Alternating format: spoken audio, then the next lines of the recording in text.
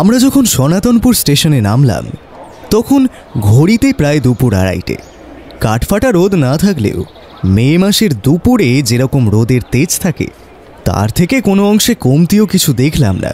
এই অগাস্টেও একটু ছায়া ছাড়া দাঁড়িয়ে থাকা সম্ভব হচ্ছিল না। তবে আমাদের স্টেশন চত্বরে দাঁড়িয়ে থাকার কোনো ইচ্ছেও ছিল না।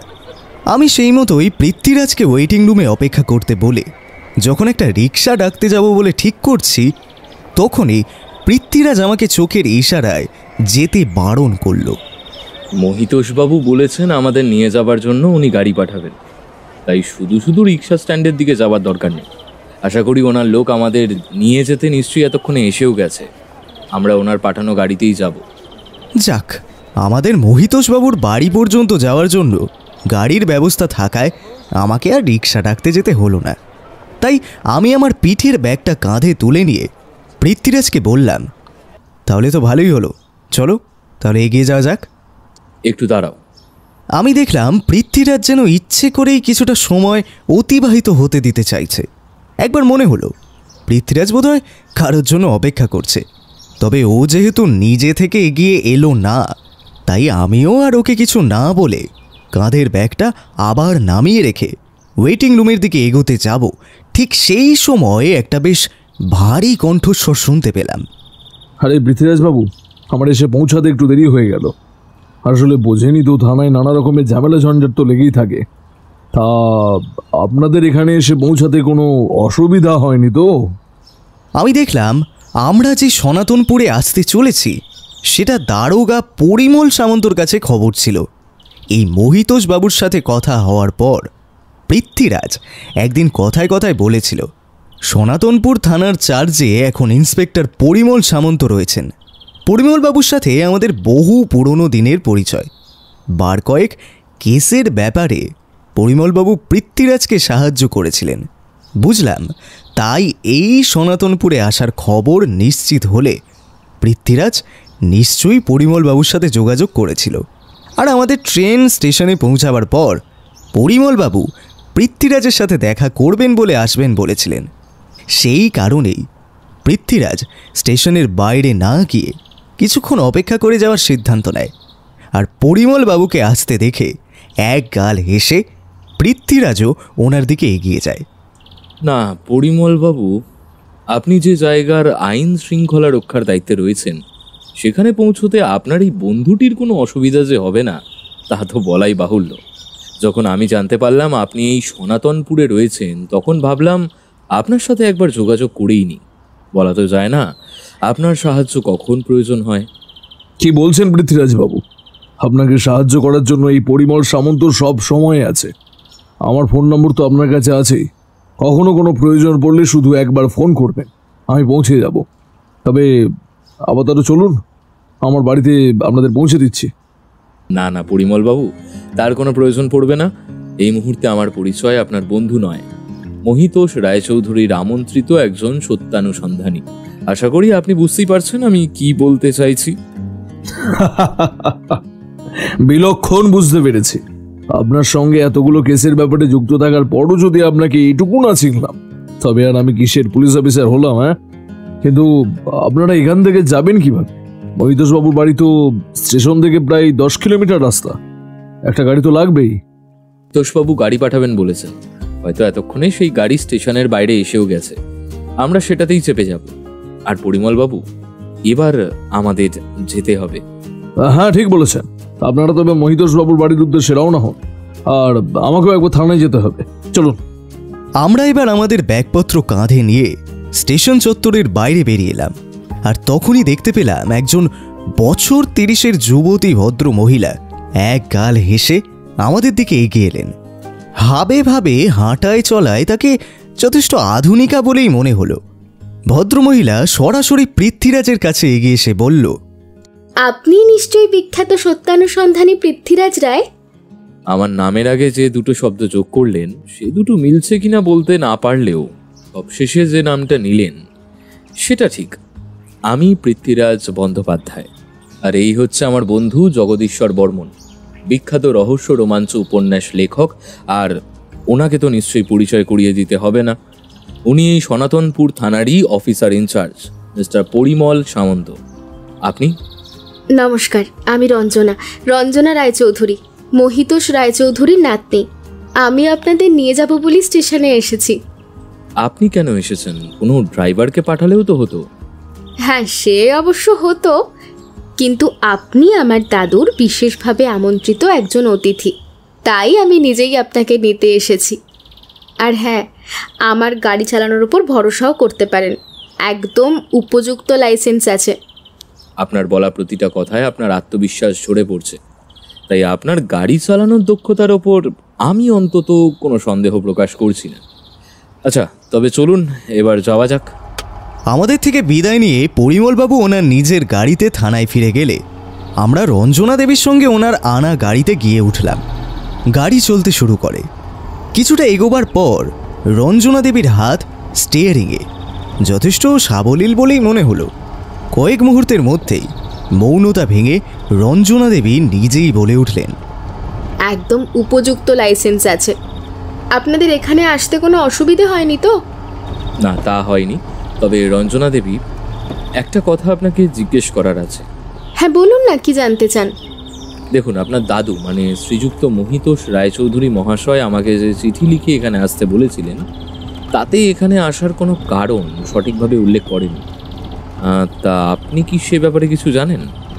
দেখুন পৃথ্বীরাজবাবু, আমাদের বাড়িতে কয়েকদিন ধরেই একটা সমস্যা হচ্ছে, এ কথা ঠিকই। আর শুধুমাত্র আমার দাদু নন, বাড়ির সকলেই এই ব্যাপারটা নিয়ে খুবই চিন্তিত।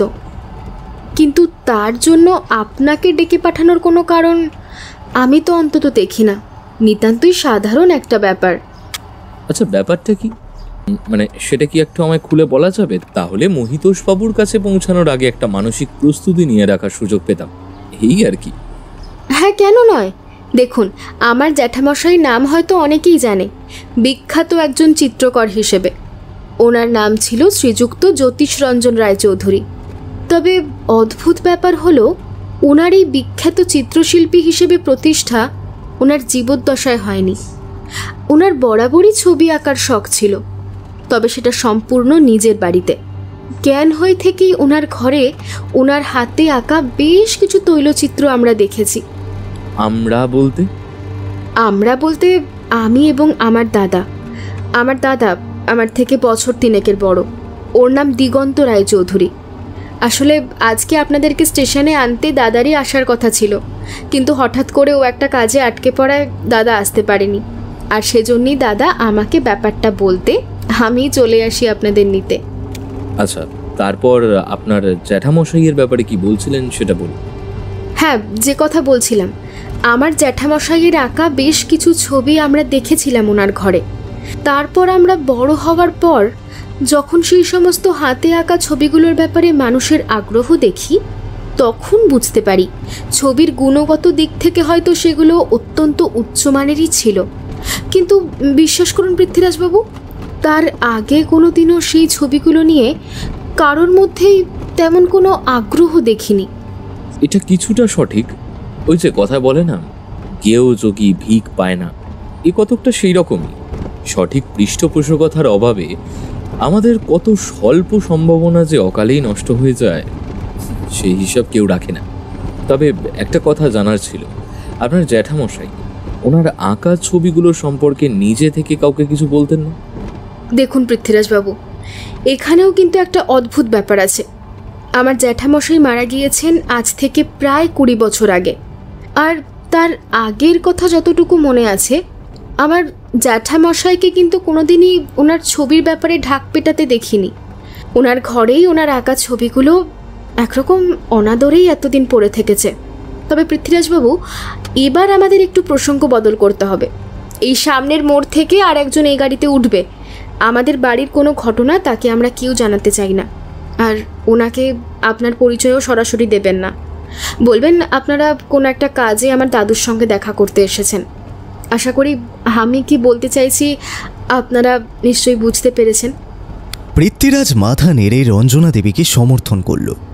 রঞ্জনা দেবীর চোখে মুখে বেশ কৃতজ্ঞতার একটা ভাব ফুটে উঠতে দেখলাম। আর ঠিক তখনই ওনাকে ধীরে ধীরে গাড়ির গতি কমিয়ে মোড়ের মাথার বাঁ দিকে গাড়িটা থামাতে উদ্যত হতে দেখলাম। বুঝলাম যার ওঠার কথা তার জন্যই আমাদের গাড়িটা রাস্তার ধারে থামছে। আর তার কয়েক মুহূর্তের মধ্যেই একজন খুব সুন্দর পোশাক পরিহিত ভদ্রলোক এসে গাড়ির সামনে দাঁড়ালেন। তাকে দেখতে পেয়ে রঞ্জনা দেবী আনন্দে উচ্ছ্বাসিত হয়ে পড়লেন। গাড়িটা যতদূর সম্ভব তার কাছে এগিয়ে নিয়ে গিয়ে ওর বাম দিকের সিটে ওনাকে উঠে আসতে বললেন।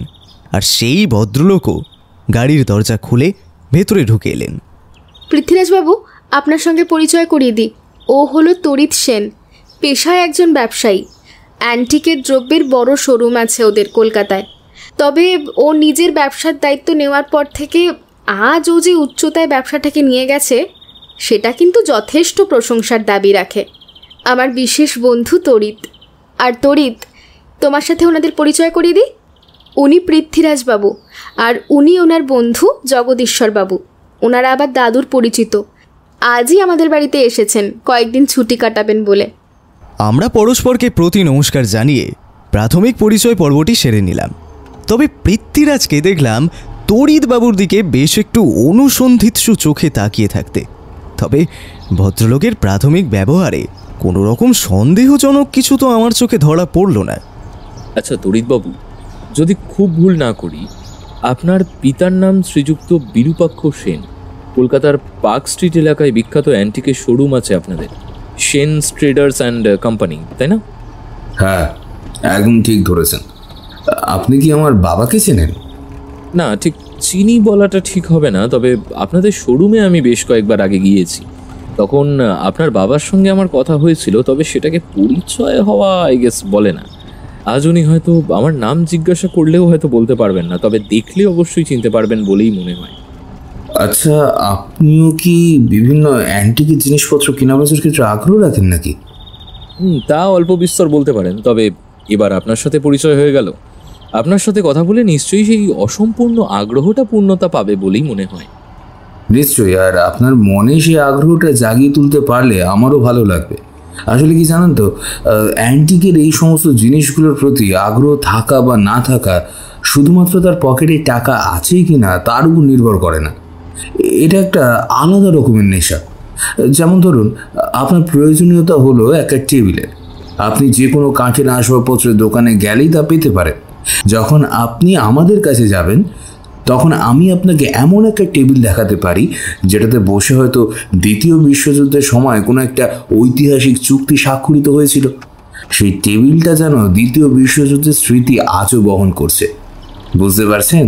তখন কিন্তু আর সেই টেবিলটা শুধুমাত্র কাঠের একটা টেবিল নয়, এক টুকরো ইতিহাসের সাক্ষী হয়ে রয়েছে। কিংবা ধরুন, আরও একটা বসার টেবিল চেয়ারের সেট আমি আপনাকে দেখালাম, যেটা মুঘল আমলের। বুঝতেই পারছেন, তখন কিন্তু এই জিনিসগুলোর মূল্য অনেকটাই বেড়ে যায়। হ্যাঁ, সে তো অবশ্যই, আপনি একদম সঠিক কথাই বলেছেন। আমার তড়িৎবাবুর কাছ থেকে ওনার বিভিন্ন অ্যান্টিকের জিনিসপত্রের বিবরণ শুনতে বেশ লাগছিল। সত্যি ভাবলে কেমন অবাক লাগে। একটা জিনিস শুধুমাত্র আজকের জন্য নয়, ইতিহাসের অনেক প্রাচীন কাল থেকে সেটা রয়েছে। কত ঘটনাকে সরাসরি চাক্ষুষ করেছে সেই সব জিনিসগুলো ভাবলেই মনের ভেতরে কেমন একটা শিহরণ জাগে। তবে আমি চাইলেও আমাদের আলোচনাটা আর বেশি দূর এগোলো না, এই কারণে যে রঞ্জনা দেবী সেটা হতে দিল না। প্রায় প্রতিবাদের সুরে বলে উঠলেন, আহ তড়িৎ, তুমি আবার তোমার সেই অ্যান্টিকের জিনিসপত্রগুলো নিয়ে বক্তৃতা দেওয়া শুরু করলে। রঞ্জনা দেবীর গলায় অনুযোগের সুর থেকে বুঝতে পারলাম তড়িৎবাবুর সঙ্গে ওর সম্পর্কটা বেশ গভীর বন্ধুত্বের। আর সঙ্গে সঙ্গেই সেই অভিযোগের প্রত্যুত্তরে তড়িৎবাবু বলে উঠলেন, আরে না না, আমি সেভাবে কিছু বলিনি। পৃথ্বীরাজবাবু বললেন ওনার অ্যান্টিকের জিনিসপত্র সম্পর্কে আগ্রহ আছে, সেই প্রসঙ্গেই বলছিলাম। যাই হোক, তুমি ওনাদের আনতে স্টেশনে গিয়েছিলে। দিগন্ত কোথায়?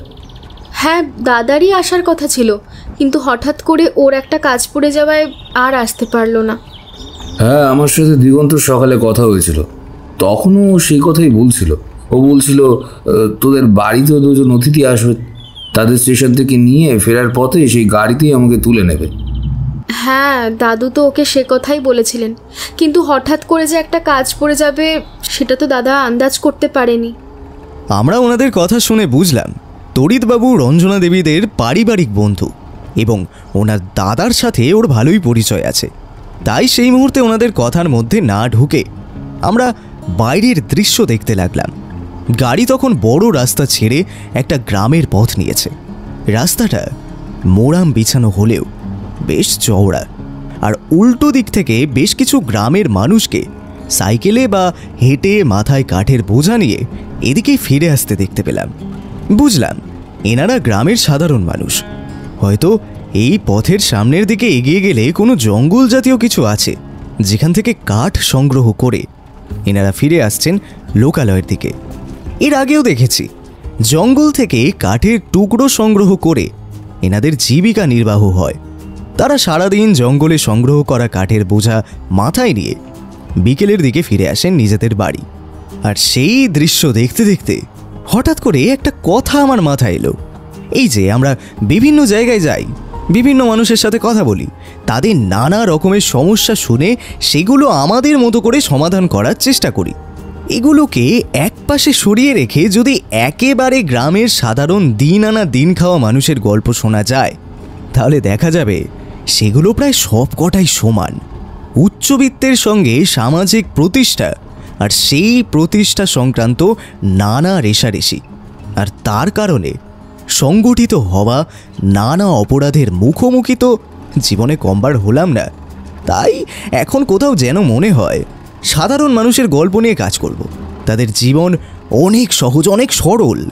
সমাজে ঘটে যাওয়া নানান পরিবর্তন তাদের সকলকে ছুঁয়ে যায় না, অথচ এই মানুষগুলোর জীবনেই একেবারে তছনছ হয়ে যায় যখন এলাকায় কোনো মহামারী, কোনো প্রাকৃতিক দুর্যোগের ঘনঘটা ঘনিয়ে আসে।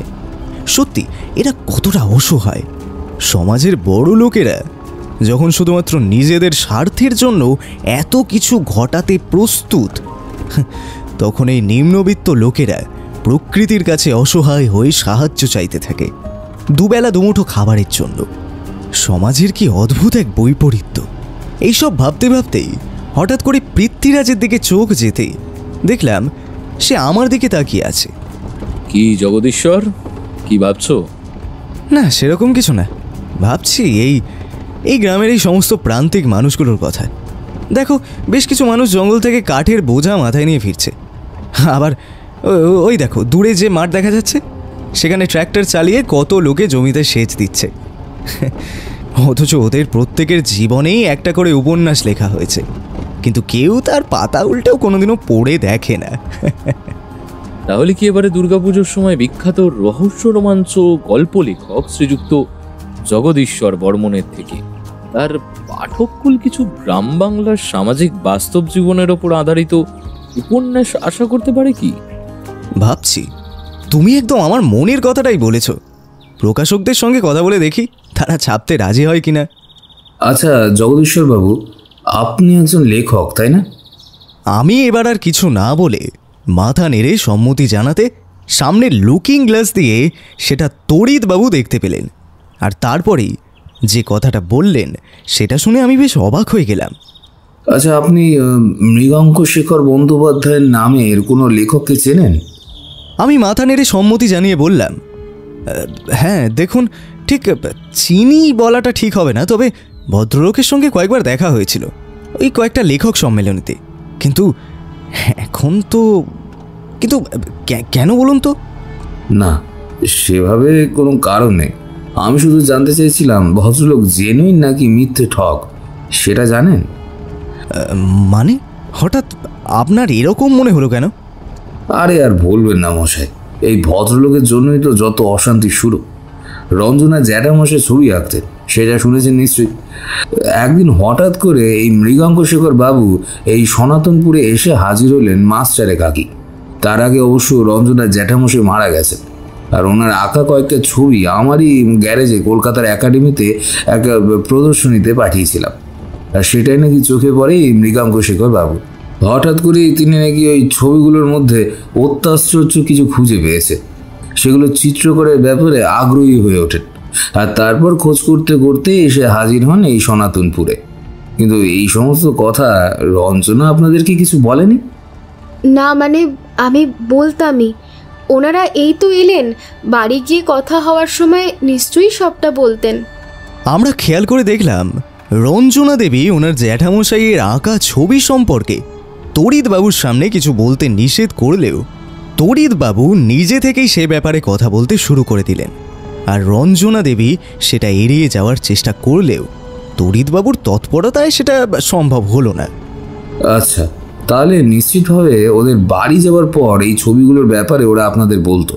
আমি যতদূর শুনেছি তাতে করে রঞ্জনার জ্যাঠামশাইয়ের আঁকা ছবিগুলোর মধ্যে নাকি কোনো একটা গোপন রহস্যের সূত্র মৃগাঙ্ক শেখর বাবু খুঁজে পেয়েছিলেন।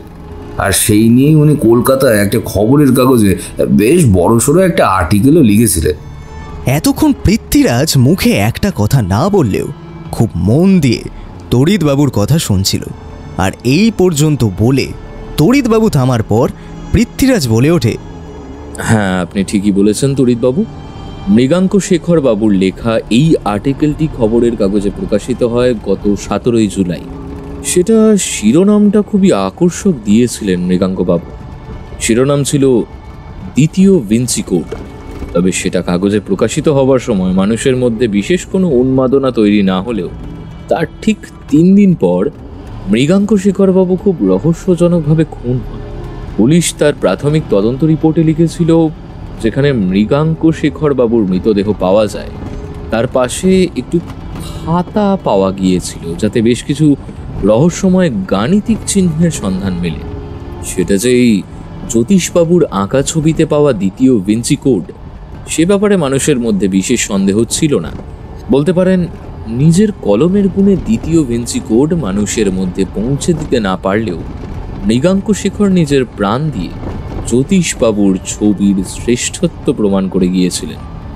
হ্যাঁ, আমরা ব্যাপারটা শুনেছিলাম। অত্যন্ত দুঃখজনক ছিল সেই ঘটনা। কিন্তু সমস্যা হলো, তারপর থেকে আমাদের বাড়িতে এক নতুন উপদ্রব শুরু হয়। শুনতে খুব হাসি পেলেও সেটা খানিকটা ওই ভৌতিক কাণ্ড কারখানা বলেই মনে হয়। ভৌতিক কাণ্ড কারখানা? কীরকম? ওই যেমন সাধারণ বাংলোতে ভূতের কাণ্ড কারখানা হয়, সেরকমই। আসলে পুরনো দিনের বাড়ি তো, হয়তো দেখা গেল রাতের অন্ধকারে দুটো ছায়ামূর্তি বাড়ির পিছনের ধ্বংসস্তূপের উপরে ঘুরে বেড়াচ্ছে, কিংবা নিশুতি রাতে কারোর বিকট আর্তনাদের শব্দ ভেসে এলো। হ্যাঁ, সে কি কথা? এ তো সাংঘাতিক ব্যাপার। না না জগদীশ্বরবাবু, ব্যাপারটা কিন্তু মোটেও অত সাংঘাতিক নয়। আমরা কেউই এতটা অপরিণত নই যে এটা বিশ্বাস করব। আমরা সকলেই জানি ব্যাপারটা আসলেই সম্পূর্ণ সাজানো। কোনো দুষ্কৃতীরা মৃগাঙ্কবাবুর লেখা পড়ে আমাদের বাড়িতে এসে চড়াও হয়েছে জ্যাঠামশাইয়ের ছবিগুলো চুরি করার জন্য। তার কারণ মৃগাঙ্কবাবুর লেখা অনুসারে সেই ছবির মধ্যেই নাকি লুকিয়ে রয়েছে একটিকে ভয়ঙ্কর রহস্যের সমাধানের চাবিকাঠি। আচ্ছা, তার মানে কি মহিতোষবাবু আমাদের সেই কারণেই ডেকে পাঠিয়েছেন? না না, একেবারেই নয়। দাদু কিংবা আমাদের বাড়ির কেউই ওই সমস্ত ভৌতিক উপদ্রব নিয়ে চিন্তিত নই। আমরা জানি ওই কয়েকদিন এরকম চলবে, তারপর যখন কিছু ওরা খুঁজে পাবে না তখন নিজে থেকেই সব কিছু বন্ধ হয়ে যাবে। তার মানে আপনারা আপনার জ্যাঠামশাইয়ের আঁকা ছবিগুলোর ব্যাপারে বিশেষ গুরুত্ব দিতে রাজি নন, তাই তো? দেখুন পৃথ্বীরাজবাবু, ছবিগুলোকে গুরুত্ব দিয়েছিলাম বলেই তো জ্যাঠামশাই মারা যাওয়ার পর সেগুলোকে নিয়ে আমরা কলকাতার প্রদর্শনীতে ব্যবস্থা করেছিলাম। কিন্তু হঠাৎ করে মৃগাঙ্ক শেখরবাবু যে ওই ছবিগুলোর মধ্যে কি খুঁজে পেলেন সেটা আমাদের কারোরই মাথায় ঢুকলো না। তারপর ছবিগুলো নিয়ে যা বাড়াবাড়ি শুরু হলো, ওহ, সেটা আমাদের কারোরই খুব একটা পছন্দ নয়। আর বুঝতেই পারছেন, অপছন্দের জিনিসে আগ্রহ আর কেই বা দেখায়। হ্যাঁ, আপনি কি বলতে চাইছেন আমি বুঝতে পারছি। যাকে কথা বলতে বলতে আমরা রঞ্জনাদের বাড়ি পৌঁছে গেছি। এবার আমাদের নিজেদের গন্তব্যে যেতে হবে। আর রঞ্জনা, তুমি ওনাদেরকে ঘরে নিয়ে গিয়ে বসাও, আর আমি গিয়ে দেখি দিগন্ত কোথায়। ওর সাথে আমার একটা দরকার আছে আসলে। এই কথা বলে তড়িৎবাবু গাড়ি থেকে নেমে গেলেন। রঞ্জনা দেবী মুখে একটা হালকা হাসি ফুটিয়ে ওনার কথায় সম্মতি জানালে প্রত্যুত্তরে তড়িৎবাবুও হেসে বাড়ির মূল ফটক থেকে ডান দিকে কোথাও একটা চলে গেলেন। তবে ওনাদের পরস্পরের মুখের হাসির অভিব্যক্তি দেখে আমাদের বুঝতে অসুবিধা হলো না। রঞ্জনা দেবীর সঙ্গে তড়িৎবাবুর সম্পর্কটা বোধহয় ওনাদের পারিবারিক সম্পর্কের থেকে একটু বেশি আন্তরিক। তবে আমি সে ব্যাপারে পৃথ্বীরাজকে চোখের ইঙ্গিত করলে তাতে ওর বিন্দুমাত্র আগ্রহ আছে বলে মনে হলো না। গাড়িটা অত্যন্ত কুশলতার সঙ্গে রঞ্জনা দেবী গাড়ি বারান্দা অবধি নিয়ে এলেন। আমরা তারপর নামলাম। বারান্দার ঠিক ওপরেই পরপর কয়েকটা সারিবদ্ধ ঘর। বুঝলাম অতিথিরা কেউ এলে ওই ঘরেই থাকার বন্দোবস্ত করা হয়, আর আমাদের জন্য ওই রকমই একটা ঘরে সব ব্যবস্থা করা হয়েছিল। রঞ্জনা দেবী আমাদের সব বুঝিয়ে দিয়ে বললেন, আপনারা হাত মুখ ধুয়ে ফ্রেশ হয়ে নিন। আমি রতনদাকে বলছি আপনাদের জন্য জলখাবারের ব্যবস্থা করতে, আর আমি গিয়ে দাদুকে বলছি আপনাদের আসার কথা। তারপর উনি যখন বলবেন তখন ওনার ঘরে আমরা যাব। আমরা রঞ্জনা দেবীর কথা শুনে ঘাড় নেড়ে সম্মতি জানাতে রঞ্জনা দেবী ঘর থেকে বের হয়ে গেলেন। আর ঠিক সেই সাথেই একজন বেশ বয়স্ক লোক এসে ঢুকল। পরনে একটা ফতুয়া, মালকোচা দিয়ে পরা ধুতি, আর কাঁধে রাখা গামছা থেকে বুঝলাম সম্ভবত ইনি রতনদা। আর আমাদের অনুমানকে সত্যি প্রমাণ করে সেই ভদ্রলোক আমাদের উদ্দেশ্যে বললেন, নমস্কার দাদাবাবুরা, আমি রতন। দিদিমণি আমাকে আপনাদের কথা বলেছেন। আমি সব সময় আপনাদের সঙ্গে আছি। আপনাদের যখন যা প্রয়োজন হবে আমাকে বলবেন।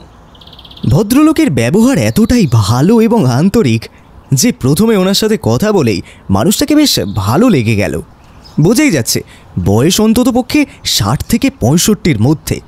বয়সের ভারে কোমরটা কিছুটা ভেঙে পড়েছে, অথচ কাজের উদ্যমে এতটুকু ঘাটতি নেই। আমি রতনদার উদ্দেশ্যে বললাম, আচ্ছা রতনদা, আপনি এই বাড়িতে কতদিন হলো আছেন? তা বাবু, জন্ম থেকেই এই বাড়িতে আছি। আসলে আমার বাবাও এই বাড়িতে চাকরি করত। শোনা যায় বড় কর্তা বাবু যখন চাকরি সূত্রে বর্মায় গিয়েছিলেন তখনই বর্মা থেকে বাবাকে নিয়ে এসেছিলেন এখানকার বাড়িতে। আর এই বাড়িতে আসার পরই আমি জন্মাই। তবে বাবা যতদিন পেরেছেন কাজ করেছেন, আর আমি বড় হবার পরে আমিও বাবার সাথে কাজকর্মে লেগে পড়ি। বড় কর্তাবাবু মানে মহিতোষবাবু? আগে ঠিকই ধরেছেন। বাবা, তার মানে তো আপনার প্রায় গোটা জীবনটাই এখানে কেটেছে। একটা বিরাট অভিজ্ঞতার ভাণ্ডার। হঠাৎ করেই পৃথ্বীরাজের চোখের ইশারায় আমি চুপ করে গেলাম।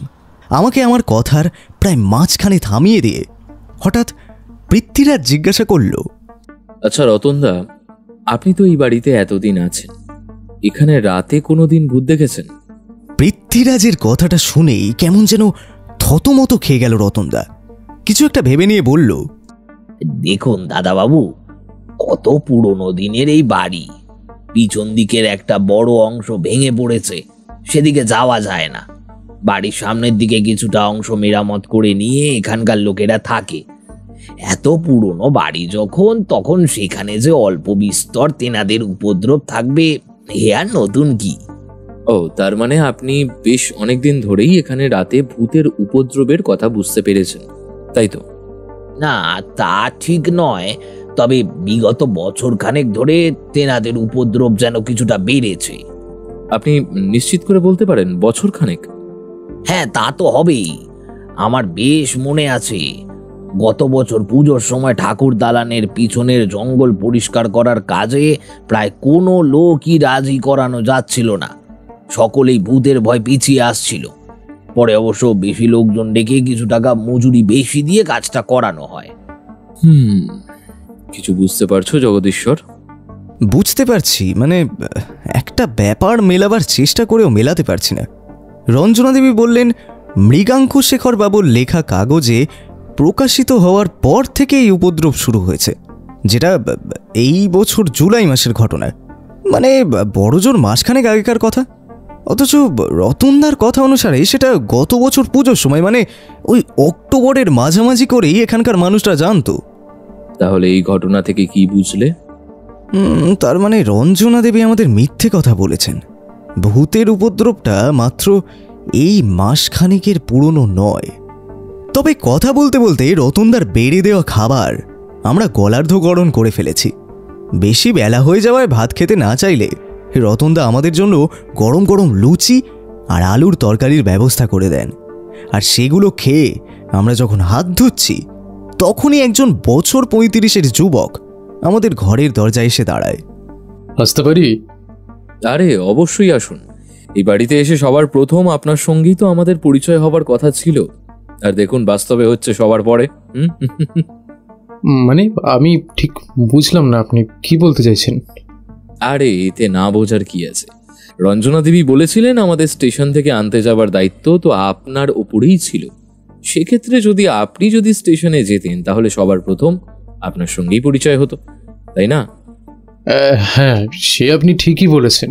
আসলে হঠাৎ করে একটা কাজ এসে পড়লো তো, তাই আপনাদের আনতে যেতে পারলাম না। তবে রঞ্জনার সাথে গাড়িতে আসতে আপনাদের কোনো অসুবিধা হয়নি নিশ্চয়ই? না না, কোনো অসুবিধা হয়নি। তবে কখন মহিতোষবাবু আমাদের ডাকবেন সেটা জানতে পারা অবধি খুব অস্বস্তিতেই রয়েছি। মনে হচ্ছে যেন অনর্থক সময় নষ্ট হচ্ছে। আগে হ্যাঁ, সেই জন্যই তো আমি এলাম। দাদু আপনাদের দুজনকে ডাকছেন, আপনারা এখন তাহলে চলুন। দাদুর সাথে কথা বলতে বলতে না হয় সন্ধ্যার চাটা দাদুর ঘরেই খাবেন। আমরা দিগন্তবাবুর কথায় সম্মতি জানিয়ে ঘর থেকে বের হতে যাব, ঠিক তখনই দিগন্তবাবু থমকে দাঁড়িয়ে পৃথ্বীরাজকে জিজ্ঞাসা করলেন, আচ্ছা, আপনার সঙ্গে তো আগে আমার কখনো পরিচয় হয়নি। আজকে সকালেও আমাদের দেখা হবার কথা ছিল কিন্তু হয়নি। তাহলে আপনি কি করে জানলেন যে আমি দিগন্ত রায়চৌধুরী? হ্যাঁ, মানে আমি তো অন্য কেউ হতে পারতাম। দেখুন, এটা কিছুটা আন্দাজ বলতে পারেন। আপনার সাথে পরিচয় না হলেও রঞ্জনা দেবীর কাছে আপনার ব্যাপারে শুনেছিলাম যে আপনি রঞ্জনা দেবীর থেকে বছর 3 বড়। আর রঞ্জনা দেবীর হাতে একটা আংটি দেখেছিলাম যাতে লেখা ছিল ইংরেজিতে আর। স্বাভাবিকভাবে ধারণা হয়েছিল ওটা রঞ্জনা নামেরই প্রথম অক্ষর। তাই আপনি যখন ঘরে ঢুকলেন তখন আপনার হাতের ওই একই ছাঁচের আংটিতে ডি অক্ষরটি দেখে এটা ধারণা করে নিতেই পারি দিগন্তবাবু। আমি ঘরে ঢোকার সঙ্গে সঙ্গে আপনি আমার হাতের আংটির ওপরে খোদাই করা লেটারটা দেখতে পেলেন? বাবা, আশ্চর্য চোখ বটে আপনার। আমাদের পেশায় পর্যবেক্ষণ ক্ষমতা তো তীক্ষ্ণ রাখতেই হয় দিগন্তবাবু। যাই হোক, এখন চলুন মহিতোষবাবুর কাছে যাওয়া যাক। আগে হ্যাঁ, আসুন। আমরা দিগন্তবাবুর সঙ্গে ভেতরের বাড়িতে ঢুকে সিঁড়ি দিয়ে দোতলায় উঠছি। ঠিক সেই সময় ওপরে দোতলা থেকে একটা বিকট আর্তনাদের শব্দ ভেসে এলো। খুব সম্ভবত সেটা দোতলার যে ঘরগুলো আছে তারই মধ্যে ডান দিকের কোনো ঘর থেকে শব্দটা আসছিল। আর আমরা সেটা আন্দাজ করার জন্য ক্ষণিকের জন্য থামলে ওপর থেকে প্রায় ছুটে একজন লোককে নেমে আসতে দেখলাম। আর সে সিঁড়ির মাঝপথে হঠাৎ করে দিগন্তবাবুর সঙ্গে মুখোমুখি সংঘর্ষ হওয়ায় দিগন্তবাবুর হাত দুটো ধরে হাউ হাউ করে কাঁদতে থাকলো। বাবু, শিগগিরই আসুন বাবু, দেখুন আমাদের কি সর্বনাশটা হয়ে গেছে। আপনি এবার তাড়াতাড়ি আসুন বাবু। কেন, কি হয়েছে? আর তুমি এভাবে কাঁদছো কেন? ওপর থেকে ওটা কিসের চিৎকার ভেসে এলো? বাবু, বড় কথা বাবু কেমন যেন হয়ে গেছে, একেবারে নড়ছেন না। আমি বিকেলবেলা ওনাকে চা দিতে গিয়ে কয়েকবার ডাকার পর যখন ওনার কোনো সারা শব্দ পেলাম না, তখন ভেবেছিলাম উনি হয়তো ঘুমিয়ে পড়েছেন। আর এখন যখন ওই দাদা বাবুদের চা আর জল খাবার ওপরে ঘরে রাখতে গেছি, তখনও দেখি বড় কর্তাবাবু ওই একই রকমভাবে ঘুমিয়ে আছেন। দেখে এবার আমার একটু সন্দেহ হওয়ায় আমি ওনার গায়ে হাত দিয়ে ডাকতে ওনার শরীরটা হঠাৎ করেই একদিকে হেলে পড়ে গেল। তখন আমি চিৎকার করে উঠেই আপনাদের ডাকতে এসেছি। একবার গিয়ে দেখবেন, চলুন না বাবু, চলুন না একবার। সেই ভদ্রলোকের কথা শেষ হওয়ার আগেই দিগন্তবাবুর সাথে আমরা ছুটে এগিয়ে গেলাম সেই ঘরের দিকে। আর গিয়ে দেখলাম ভদ্রলোকের বলা কথা একদম সঠিক। মহিতোষবাবুর দেহটা ওনার ইজি চেয়ারের ওপর একদিকে হেলে পড়ে রয়েছে।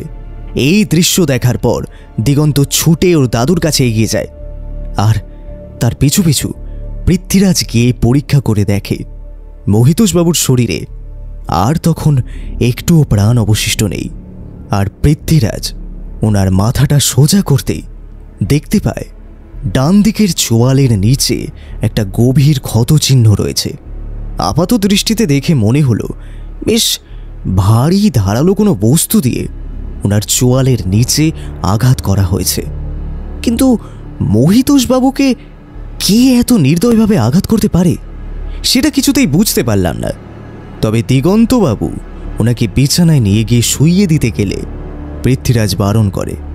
ব্যাপারটা যখন স্বাভাবিক মৃত্যু নয়, খুব সম্ভবত মহিতোষ বাবুকে খুন করা হয়েছে, তখন পুলিশ এসে পুরো ব্যাপারটার চার্জ নেওয়ার আগেই মৃতদেহ সরানো একেবারেই উচিত কাজ নয়। আর পৃথ্বীরাজ দিগন্তবাবুকে সেটা করতে বারণ করায় ভদ্রলোক কেমন যেন ফ্যাল ফ্যাল করে তাকিয়ে রইল পৃথ্বীরাজের দিকে। কি করে কি হয়ে গেল পৃথ্বীরাজ বাবু? দাদু আমাকে এই মিনিট 15 আগেও বললেন যে আপনাদের এখানে ডেকে নিয়ে আসার জন্য, আর আমি সেই মতোই গেলাম, কিন্তু তার মধ্যেই এখানে এটা কি হয়ে গেল? আপনি একটু শান্ত হন দিগন্তবাবু। যেটা ঘটে যাবার সেটা ঘটেই গেছে। এবার সেটা কি করে ঘটলো এবং কেন ঘটলো সেটা আমাদের বুঝতে দিন।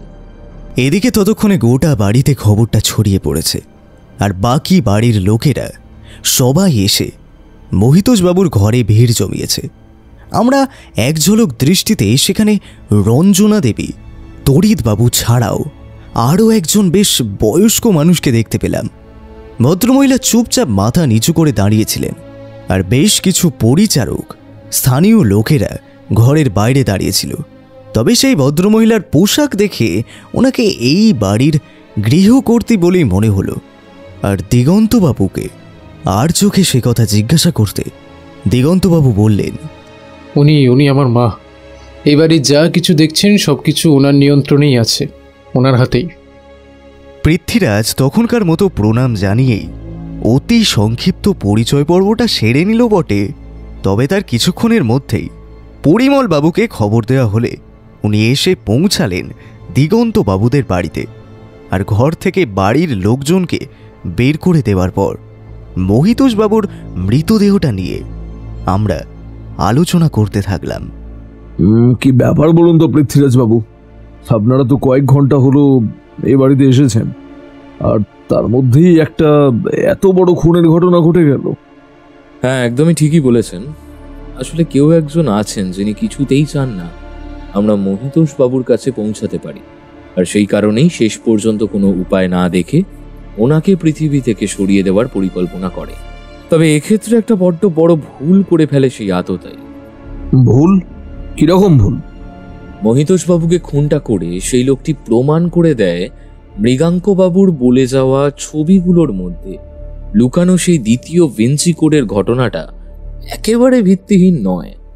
কিছু একটা রহস্য তাতে সত্যিই আছে, বরং সেই একই পদ্ধতিতে খুন করে সেই আততায়ী এটা বুঝিয়ে দেয় যে জ্যোতিষ রঞ্জনবাবুর ছবিতে থাকা লুকানো ভিঞ্চি কোড নিয়ে কেউ আগ্রহ প্রকাশ করুক, সেটা সে চায় না। আর যদি সেটা কেউ করে থাকে তাহলে তার জন্য অপেক্ষা করছে ভয়ঙ্কর এক পরিণতি। তাহলে এই মুহূর্তে কি করণীয় পৃথ্বীরাজ বাবু? পৃথ্বীরাজ মৃত মহিতোষবাবুর হাতের আঙুলে থাকা ওনাদের পারিবারিক ঐতিহ্যের সেই আংটিটা খুব ভালো করে নেড়েচেড়ে দেখছিল। মহিতোষবাবুর হাতেও সেই ঠিক একই রকমের একটা আংটি রয়েছে, এবং যার ওপরে বড় বড় করে খোদাই রয়েছে এম অক্ষরটি। আর পরিমল বাবুর কথা শুনে পৃথ্বীরাজ বলে ওঠে, আপনি মৃতদেহটা ময়না তদন্তে পাঠানোর ব্যবস্থা করুন। তবে যদি দিগন্তবাবুর কথা সত্যি হয় তাহলে ওনাকে একটু আগেই হত্যা করা হয়েছে, আর আততায়ী নিশ্চয়ই এই কিছুক্ষণ সময়ের মধ্যে অনেক দূরে কোথাও পালিয়ে যেতে পারবে না। আমার মনে হয় জগদীশ্বর এখানে একটু দাঁড়াক, আপনি একবার আমার সাথে চলুন তো, চারপাশের জায়গাটা একটু ঘুরে আসি। তবে আমি সেখানে দাঁড়িয়ে থাকতে রাজি না হওয়ায় পরিমল বাবু দুজন কনস্টেবলকে সেই ঘরে থাকতে বলে আমাদের সাথে বের হয়ে এলেন। আর ঘর থেকে বের হয়ে পৃথ্বীরাজ বলে উঠল, পরিমল বাবু একবার এদিকে আসুন তো।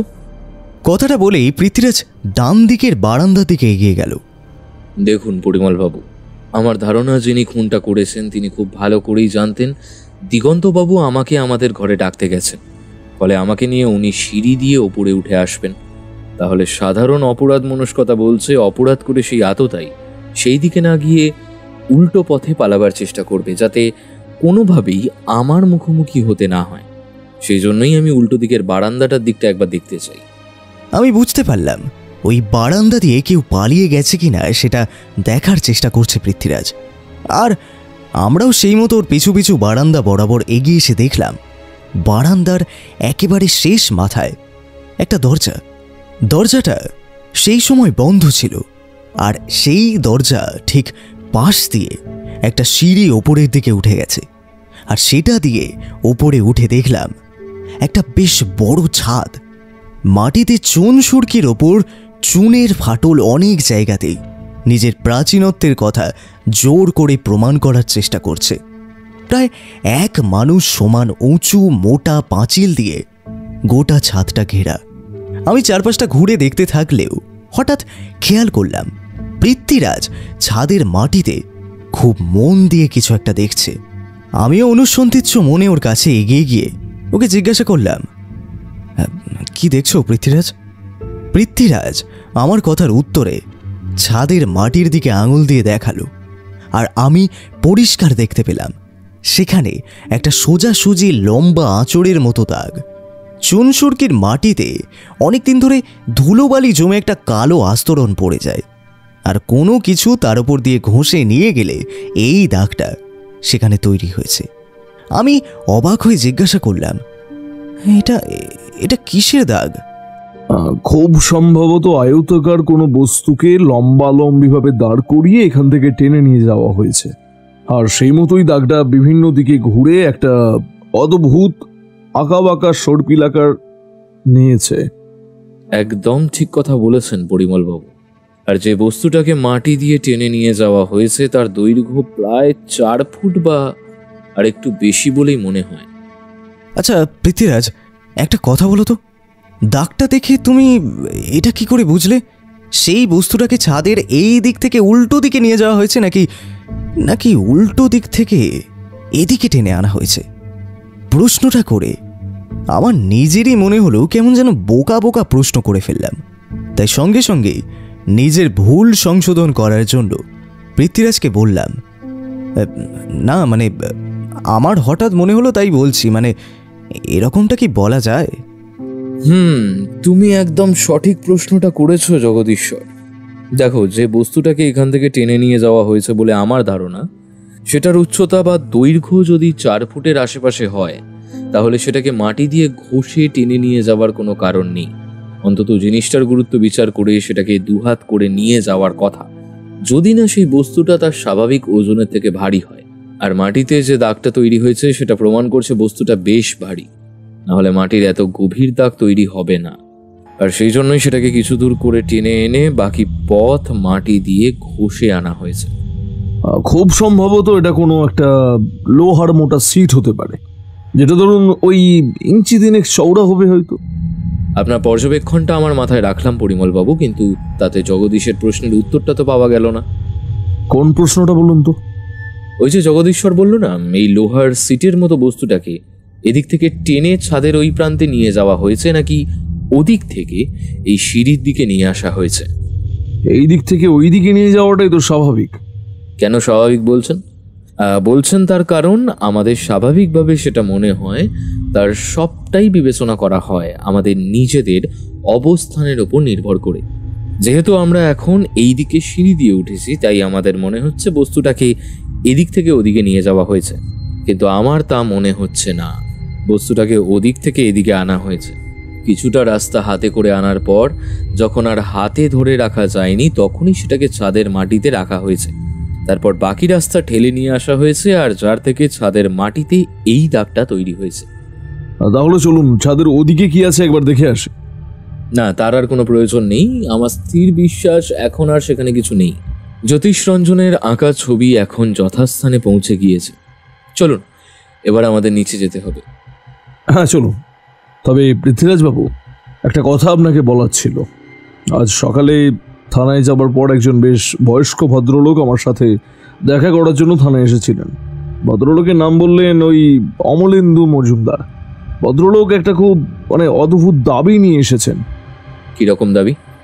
ভদ্রলোক এসে বলছেন উনি নাকি জ্যোতিষ রঞ্জন বাবুকে একটা ছবি এঁকে দেওয়ার জন্য বলেছিলেন, এবং সেই মতো তখনকার দিনে প্রায় 2000 টাকা অগ্রিমও দিয়েছিলেন। এখন সেই ভদ্রলোক সেই ছবি নিতে চান, কিন্তু ওনার বাড়ির লোকেরা কিছুতেই সেটা দিতে চাইছেন না। সে তো ভালো কথা, কিন্তু তার জন্য উনি থানায় গিয়েছিলেন কেন? ওনার তো উচিত ছিল এখানে এই পরিবারের সদস্যদের সঙ্গে এসে কথা বলা। ভদ্রলোক বলছেন উনি নাকি ওনার জ্যোতিষ রঞ্জন বাবুকে দেওয়া টাকার রসিদ এবং জ্যোতিষবাবুর লেখা ছবি শেষ হয়ে যাওয়ার চিঠি নিয়ে এখানে এসেছিলেন, কিন্তু এনাদের বাড়ির লোকেরা পুরো ব্যাপারটা অস্বীকার করে। আর এই কারণেই উনি থানায় আমার সাহায্য চেয়েছেন, যাতে করে আমি ওনার জন্য আঁকা ছবি পেতে সাহায্য করতে পারি। উনি এখানে এসে সেই ছবির কথা বললে এনারা অস্বীকার করেছেন। এত ভারী অদ্ভুত রঞ্জনা দেবী দাবি করলেন ছবিগুলোর ব্যাপারে তাদের নাকি কোনো গুরুত্ব বা আগ্রহ নেই, অথচ সেই ছবি যখন কেউ অর্থের বিনিময়ে কিনতে চাইছেন তা বিক্রি করতে অস্বীকার করছেন। কিন্তু কেন জানি না। আমি এই ব্যাপার নিয়ে কথা বলার জন্য একবার মহিতোষবাবুর কাছে আসতামই, কিন্তু তার মধ্যে কি ভয়ঙ্কর কাণ্ড একটা ঘটে গেল বলুন তো। ঠিকই বলেছেন। যাক, চলুন, এবার অন্ধকার নামবে, আমাদের এবার নিচে যেতে হবে। ঘড়িতে রাত তখন প্রায় 1টা। হঠাৎ করে এই ঘুমটা ভেঙে গেল পৃথ্বীরাজের গলা শুনে। পৃথ্বীরাজ আজ খুব চাপা গলায় আমার উদ্দেশ্যে ডাকছে, জগদীশ, এই জগদীশ, একবার ওঠো তো। আমিও ডাক শুনে ধর্মর করে বিছানার উপর উঠে বসতেই দেখি পৃথ্বীরাজ একেবারে বাইরে বেরোনোর পোশাক পরে রেডি। আমি ওকে জিজ্ঞাসা করলাম, এত রাতে কোথায় যাচ্ছ? আরে একটু দাঁড়াও, আমি এক্ষুনি রেডি হয়ে নিচ্ছি। না, কোনো দরকার নেই, তুমি একটা কাজ করো, ঘরের দরজাটা ভেতর থেকে বন্ধ করে দাও। আমি বা পরিমল বাবু ছাড়া আর কেউ ডাকলে দরজা খুলবে না। কিন্তু তুমি একা যাবে? না, সেটা ঠিক হবে না। ঠিক একা নয়, আমার সাথে পরিমল বাবু থাকবেন। সব কথা হয়ে গিয়েছে, তুমি আমার জন্য ভেবো না। তবে কাল সকালে ভোর হবার আগে আমি যদি না ফিরি, তাহলে তুমি এখান থেকে বের হয়ে সোজা সনাতনপুর থানায় চলে যাবে।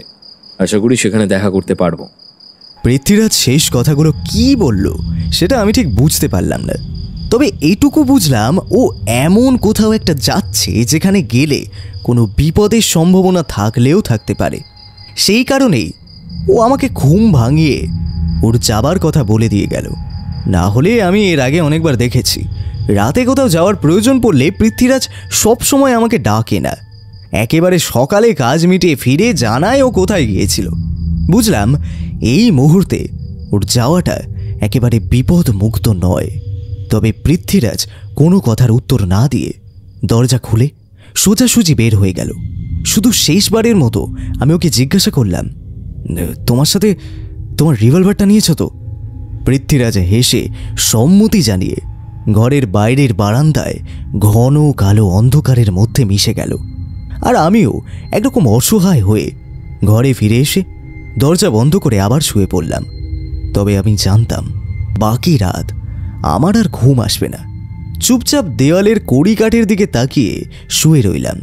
তবে এভাবে শুয়ে থাকতে থাকতে কখন যে একটা তন্দ্রা চোখে নেমে এসেছে ঠিক বুঝতে পারিনি, কিন্তু একটা প্রচণ্ড শব্দে সেই তন্দ্রা ভাবটা হঠাৎ কেটে গেল। বুঝলাম সেটা গুলি চালানোর আওয়াজ। মনের ভেতরটা আশঙ্কায় কেঁপে উঠল।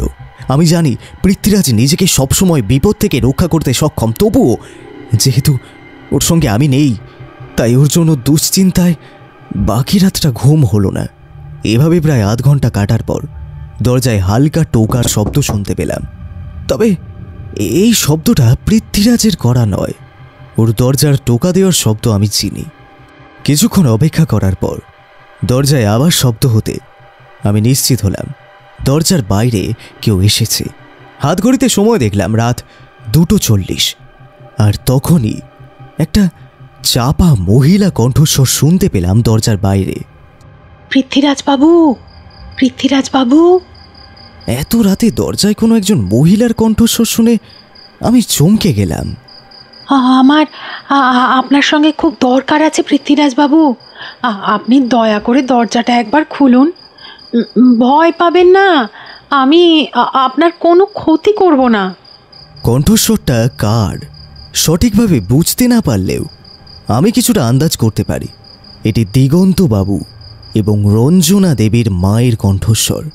আমি তাড়াতাড়ি দরজার কাছে গিয়ে দরজাটা খুলতেই মনে হলো পৃথ্বীরাজ যে ঘরে নেই সে কথা খুব সম্ভবত উনি জানেন না, আর আমিও সেই প্রসঙ্গে কিছু না বলে দরজা খুলে ওনাকে বললাম, আপনি এত রাত্রে কি হয়েছে?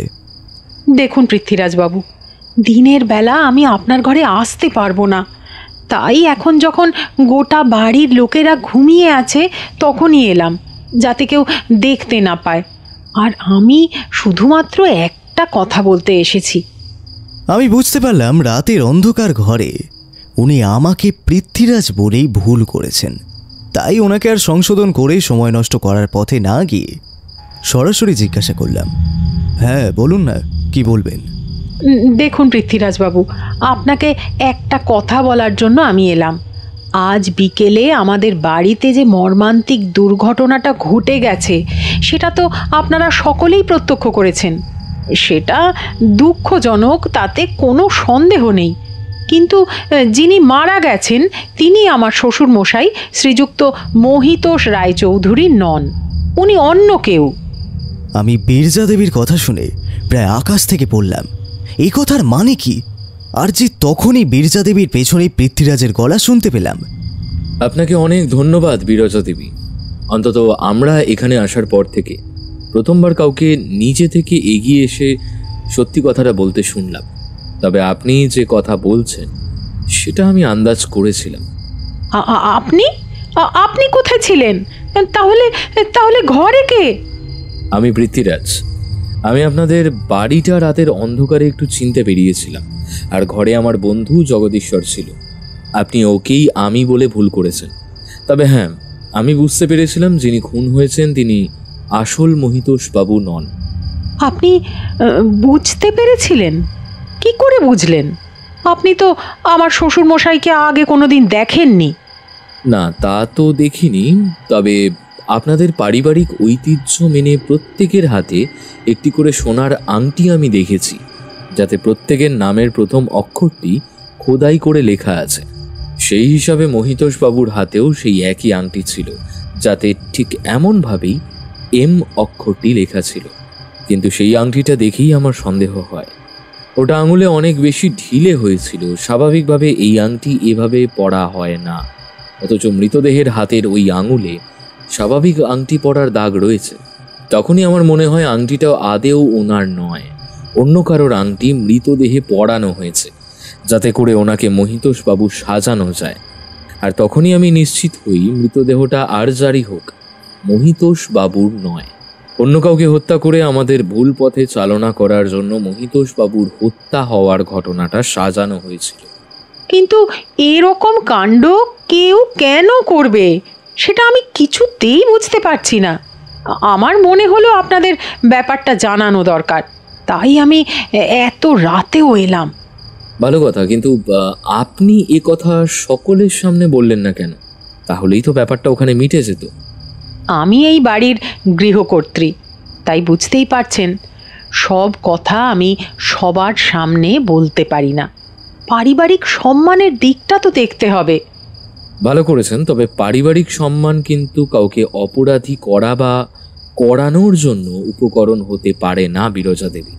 তবে যাই হোক, আমি আমার কাজ করব। ওই মৃতদেহটি যে মহিতোষ বাবুর নয় সেটা আন্দাজ করতে পারলেও প্রমাণ করার জন্য আমার কাছে কোনো যুক্তি ছিল না। আপনার কথা থেকে আমি নিশ্চিত হলাম। আর হ্যাঁ, আপনার প্রশ্নের উত্তরে বলি, এই কাজটা সেই করবে বা করতে চাইবে যে কিছুতেই চাইবে না মহিতোষ বাবুর সঙ্গে আমার দেখা হোক। কারণ আপনার ভাসুর মশাইয়ের আঁকা ছবির ভেতরে লুকিয়ে থাকা গোপন রহস্য একমাত্র সে নিজেই হস্তগত করতে চায়, আর তাকে সেটা না করতে দেওয়ার জন্যই মহিতোষ বাবু আমাদের ডেকেছিলেন। তাই আমি কিন্তু যেটা আইনের চোখে সঠিক সেটাই করব। অপরাধীকে তার উচিত শাস্তি দেওয়াই আমার কাজ, আর আমি সেটাই করব। আপনার মনে যে পারিবারিক সম্মান রক্ষার বেড়াজাল আছে সেটা কিন্তু আমার নেই। কিন্তু সেই অপরাধী কে পৃথ্বীরাজবাবু? দেখুন, এখানে থাকার মধ্যে আমার ছেলে দিগন্ত আর মেয়ে রঞ্জনা। আমি ওদেরকে সন্দেহ করি না। দিগন্ত কলকাতায় ভালো চাকরি করে, আর রঞ্জনা পড়াশোনা করছে। আশা করি সেও ভালো চাকরি পেয়ে যাবে। এদের কারোর কোনো অপরাধ করার কোনো কারণ আছে বলে মনে হয় না। আচ্ছা, বুঝলাম। আচ্ছা, তড়িৎবাবু ভদ্রলোককে আপনার কেমন মনে হয়? দেখুন পৃথ্বীরাজবাবু, রঞ্জনা যখন ওকে নিজে থেকে পছন্দ করেছে আর সে যখন দিগন্তর বন্ধু, তখন আমি ওদের সম্পর্কে কোনো রকম বাধা সৃষ্টি করব না বলেই স্থির করি। তবে যদি আপনি ব্যক্তিগতভাবে আমার মতামত বলেন, তাহলে আমি বলবো তড়িৎকে আমার পছন্দ হয় না। এই কথা ঠিক, তড়িৎ আমাদের যথেষ্ট খেয়াল রাখে। দিগন্ত সারা সপ্তাহ কলকাতায় থাকলে এই তড়িৎই আমাদের বাড়িতে এসে সব কিছু দেখভাল করে। তবে তা সত্ত্বেও আপনি কি বলতে চাইছেন আমি সে কথা বুঝতে পেরেছি। এবার একটা শেষ প্রশ্ন করব। যদি আপনাকে প্রশ্ন করা হয় তড়িৎবাবু সৎ না অসৎ, সেক্ষেত্রে আপনি কি বলবেন? দেখুন, ছেলেটি যেমনই হোক, অসৎ বলে তো কোনোদিন মনে হয়নি। তাছাড়া ওদের নিজেদের ব্যবসা এখন খুব ভালোই চলছে। ওর বাবা যতদূর অবধি ব্যবসা দাঁড় করিয়েছিলেন, তড়িৎ সে দায়িত্ব নিজের কাঁধে তুলে নেওয়ার পর থেকে ব্যবসার অনেকটাই উন্নতি হয়েছে। তাই এই ছেলেটিকে অসৎ বলে তো মনে হয় না। অনেক ধন্যবাদ বিরজা দেবী। আগামীকাল সকালে আপনাদের বাড়িতে একজন ভদ্রলোক আসবেন। আশা করি তিনি আসলে আসল সত্যিটা সবার সামনে প্রমাণিত হয়ে যাবে। কে আসবেন? না, এখন সে ব্যাপারে কিছু বলবো না। কাল সকাল হলেই জানতে পারবেন। এখন আপনি আপনার ঘরে গিয়ে বিশ্রাম করুন। রাত শেষ হয়ে প্রায় ভোর হতে আর মাত্র কয়েক ঘন্টাই বাকি। আমি আশা রাখবো আপনার ভাসুর মশাইয়ের আঁকা ছবির লুকোনো ভিঞ্চি কোড আগামীকাল সকালের আলো ফোটার সাথে সাথে সমস্ত মানুষের সামনে দিনের আলোর মতো প্রকাশিত হয়ে পড়বে। এই কথা বলার পর বীরজা দেবী নিজের ঘরে চলে গেল। আমি পৃথ্বীরাজকে ধরলাম। এই, তুমি এত রাতে কোথায় গিয়েছিলে বলো তো? আর তার উপর দুটো গুলির শব্দ শুনতে পেলাম। তুমি তুমি ঠিক আছো তো? হ্যাঁ, কাক তাড়াবার জন্য যখন শস্য ক্ষেত্রে ক্যানেস্তারা পেটাতে হয়, এটাও খানিকটা সেই রকমই। চোর তাড়াবার জন্য চোর পুলিশ খেলার অভিনয় করতে হয়। বলি, আমরা কি চোরকে না ধরে পালানোর সুযোগ দিচ্ছি পৃথ্বীরাজ? না, পালানোর সুযোগ দিচ্ছি না। চোরকে সুযোগ দিচ্ছি চোরের মাথাকে টেনে নিয়ে আসার জন্য, যাতে করে সেই মাথাটাকে আমি ধরতে পারি। বুঝতে পেরেছি। তবে তুমি যে বীরজা দেবীকে বললে কাল সকালে নাকি কোনো একটা নাটক হতে চলেছে, সেটা কি? সেটা কালকেই জানতে পারবে। আমার সাথে কথা বলতে বলতে হঠাৎ করেই পৃথ্বীরাজ নিজের গলার স্বরটা গম্ভীর করে বলে উঠল, রতনদা, এবার অনেক হয়েছে রতনদা। আমি সেই রাত থেকে দেখছি আপনি লুকিয়ে লুকিয়ে আমাদের কথা শুনছেন। এবার আপনি কি নিজে থেকে বেরিয়ে আসবেন নাকি আমি আপনাকে গুলি করে টেনে বের করে আনব? পৃথ্বীরাজের কথা শুনে আমি চমকে উঠলাম। তার মানে রতনদা নামে সেই পরিচারক এত রাতেও লুকিয়ে লুকিয়ে আমাদের কথা শুনছে, আমাদেরই ঘরের মধ্যে থেকেই। আমি প্রায় চিৎকার করে বলে উঠলাম, রতনদা কোথায় সে? আপাতত ওই কাঠের আলমারিটার আড়ালে, আর এই মুহূর্ত থেকে আমার বন্দুকের নলের নিশানা। যদি আমি 3 গোনার মধ্যে উনি বের হয়ে না আসেন, তবে বন্দুকের একটা গুলিতে ওনার নরকে পাঠিয়ে দিতে আমার 2 সেকেন্ড লাগবে না। 1, 2। দেখলাম পৃথ্বীরাজের কথা শুনে 3 গোনার আগেই প্রায় কাঁপতে কাঁপতে রতনদা আলমারির পেছন থেকে বের হয়ে এলেন। ওখানে কি করছিলেন রতনদা? আমরা রাত্রে কি পরিকল্পনা করছি সেটা জেনে আপনার দাদাবাবুকে জানাতে গেলে তো আপনাকে তার কাছে পৌঁছাতে হবে। আর তার আগেই যদি আমি আপনাকে নরকে পাঠিয়ে দিই। পৃথ্বীরাজের কথা শেষ হওয়ার আগেই রতনদা প্রায় ছুটে এসে ওর পা দুটো জড়িয়ে ধরে হাউ হাউ করে কেঁদে ফেলে বলে, আমি কোনো ক্ষতি করিনি দাদাবাবু। আমি শুধু ভাবছিলাম আপনারা হয়তো বড় দাদাবাবুর আঁকা ছবিগুলো চুরি করার জন্য এসেছেন। আমি সেই জন্যই আপনাদের উপর নজর রাখছিলাম। কেন? আপনার কি ধারণা আপনার বড় দাদাবাবুর আঁকা ছবিগুলো কেউ চুরি করতে চাইছে? সে আর বলতে, বড় দাদাবাবুর ছবিগুলো নিয়ে সেই কাগজে কি লেখালেখি হলো, তারপর থেকে তো নানান উপদ্রব লেগেই রয়েছে। আমি আগে গিয়ে দেখেছিলাম কত ছবি বড় দাদাবাবুর ঘরে রাখা ছিল, এখন আর তার কয়েকটা মাত্রই পড়ে রয়েছে। সেই জন্য আমার মনে হলো আপনারাও বোধহয় ওই ছবিগুলো হাতানোর জন্যই এসেছেন। ঠিক আছে, আপনার কথায় বিশ্বাস করি। এবার বলুন, আমাদের কথা শুনে কি বুঝলেন? আমার ভুল হয়ে গেছে দাদাবাবু, আমি আপনাদের বুঝতে ভুল করেছি। আমি এখন জানি আপনারা ওই ছবিগুলো চুরি করতে নয়, বরং রক্ষা করতেই এসেছেন। যদি সত্যি আপনি এটা মনে করে থাকেন, তবে আপনার থেকে একটা সাহায্য আমাদের লাগবে। আগামীকাল সকালে একটা নাটক এখানে হতে চলেছে। তার আগে আপনাদের হারাধন সম্পর্কে সমস্ত তথ্য আমার চাই, কারণ মহিতোষবাবুর মৃত্যুর ঘটনাটা প্রথম এই হারাধনই দেখে। তার মানে ও জানতো যে ওই ভদ্রলোক মহিতোষ রায়চৌধুরী নয়। হারাধন আমাদের মিথ্যে কথা বলে, আর হারাধন কেনই মিথ্যেটা বলেছে সেটা আপনাকে জেনে বলতে হবে, আর সেটা আগামীকাল সকাল 10টার আগেই। ঠিক আছে দাদাবাবু, আমি বুঝতে পারছি আপনি কি বলতে চাইছেন। আপনি নিশ্চিন্ত থাকুন, আপনার কথা মতো কাজ হয়ে যাবে। এই কথা বলেই রতনদা ঘর থেকে পা টিপে টিপে বের হয়ে লম্বা বারান্দা দিয়ে ওর নিজের ঘরের দিকে চলে গেল। তবে আমি মনে মনে বুঝতে পারছিলাম পরদিন সকাল হলে কিছু একটা ঘটতে চলেছে, কিন্তু আমি জানি পৃথ্বীরাজকে সে ব্যাপারে তখন জিজ্ঞাসা করলে কোনো উত্তর পাবো না, তাই আপাতত অপেক্ষা করা ছাড়া আমার আর কিছু করার ছিল না। ঘড়িতে সময় তখন সকাল 10:05। আমি উত্তেজনায় বারবার ঘড়ির দিকে তাকালেও পৃথ্বীরাজকে দেখলাম অত্যন্ত ধীর স্থিরভাবে মনঃসংযোগ করছে। ওই দিনের খবরের কাগজটা নিয়ে এলোমেলো পাতা উল্টালেও ওর মন যে সেখানে নেই সেটা আমি খুব ভালোই বুঝি। ওকে যেহেতু আমি খুব ভালো করেই চিনতাম, তাই ওর মনের ভেতরে যে একটা ঝড় বয়ে চলেছে সেটা বেশ বুঝতে পারছিলাম, কিন্তু ওকে বাইরে থেকে দেখে সেটা বোঝার উপায় ছিল না।